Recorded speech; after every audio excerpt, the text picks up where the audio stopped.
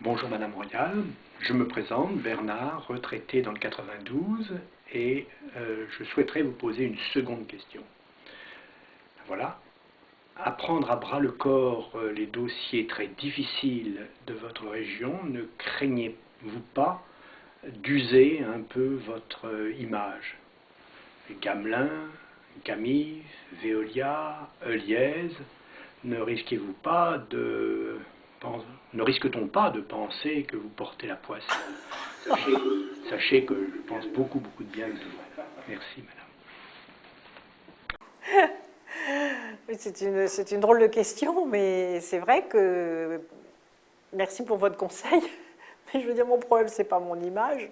Mon problème, c'est que il y a la crise économique est partout. Quand on regarde d'ailleurs la carte de France avec l'ensemble des entreprises qui ont des plans de licenciement, on voit que ça frappe partout. D'ailleurs, là, le chômage vient d'augmenter de 80 000 personnes. Et moi, je suis au combat parce que j'observe d'ailleurs que quand j'interviens, ça change les comportements. L'autre jour, je suis même allée dans une usine qui était en grève depuis 15 jours à Rochefort. Il y avait des pneus qui brûlaient à l'extérieur, il y a une tension qui montait. Je suis rentrée dans l'usine et je me suis improvisée médiatrice pour que les gens commencent à se parler, à se respecter. Et on a sorti une solution. Les salariés d'un côté, le patron de l'autre. On a demandé pourquoi effectivement l'accompagnement des licenciements n'était pas mieux rémunéré.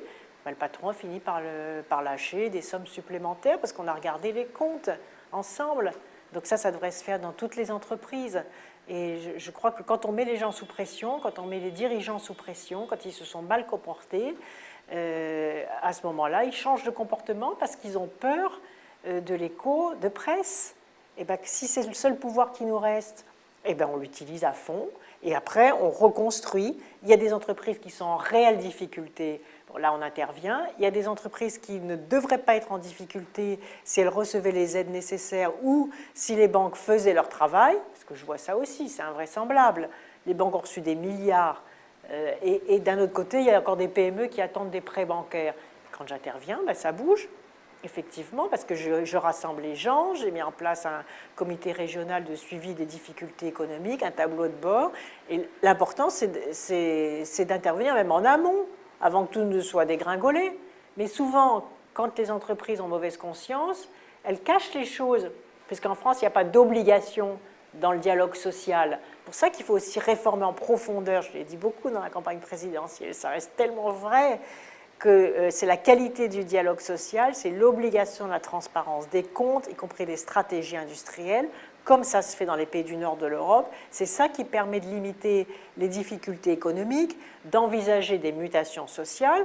Et si j'interviens aussi auprès des entreprises qui licencient, c'est parce que parallèlement, j'ai mis en place des outils d'intervention, comme les garanties de prêts pour certaines banques frileuses, comme la sécurisation des parcours professionnels, avec une garantie de ressources pour des salariés dans des entreprises qui ont des mutations difficiles et dont les employeurs et les patrons se battent pour maintenir les emplois, parce que je soutiens aussi les entreprises qui ont des difficultés passagères, et cela pour éviter justement que tout ne s'écroule avec des conflits sociaux, dans un partenariat entre les syndicats, les dirigeants de l'entreprise et la région.